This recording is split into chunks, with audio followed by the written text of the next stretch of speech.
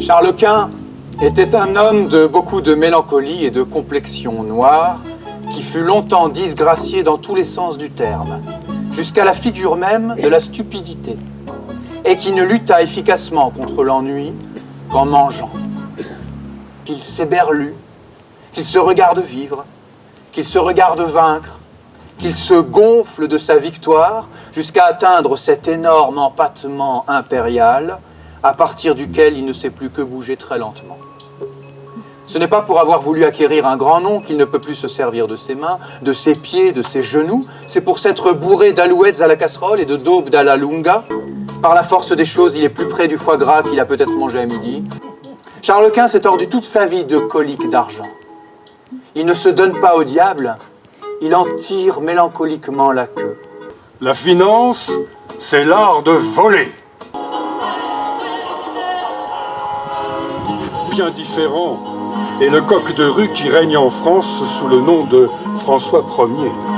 Il est plus anti-bourgeois que Lénine.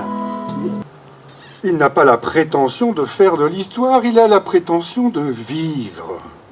La politique n'explique pas tout. Les caractères expliquent le reste. N'importe qui, vous, moi, prendrait 1000 ans. Bonnivet, non. L'historien regrette que Bonnivet n'ait pas pris 1000 ans quand il avait tous les moyens de le faire. Mais Bonnivet ne regrette rien. Ce n'est pas un historien, c'est un homme de son siècle. Il ne prépare pas du matériel pour l'histoire, il vit sa vie. Tous les historiens s'étonnent de ce qu'ils appellent les frivolités et les inconséquences de François Ier. Si François Ier n'avait vécu que pour contenter les historiens, il avait mieux à faire pour la France qu'aller se battre en Italie. L'histoire n'a de sens qu'après coup, et pour ceux qui veulent lui en donner un. C'est ainsi qu'arriva la nuit de Saint-Mathias, le 24 février 1525.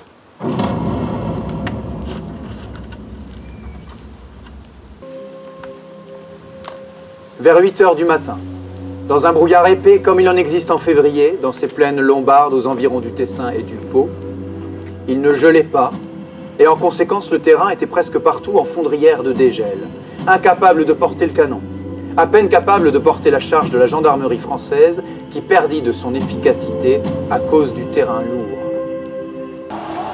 Le roi abat et tue 100 ans de gélo de sa propre main. Les chevaux légers sont écrasés, les lourds de Lannoy sont traînés, abattus et culbutés sur plus de 500 mètres en arrière de leur position de départ et décharnés à la lance et à l'épée. Une troupe de piquiers et d'arquebusiers qui se trouvait sur la route de la charge française éclate littéralement en fuyards qui jettent leurs armes pour courir plus vite. Les hommes d'armes renversés ne peuvent plus se relever seuls tant ils sont lourdement recouverts d'acier. Les Espagnols les exécutent à l'aise en glissant des couteaux dans les joints des cuirasses. Ou bien soulevant les persiennes de fer qui protègent les hanches, ils poussent sous la côte de maille le canon de l'arquebuse et font éclater le homard dans sa carapace.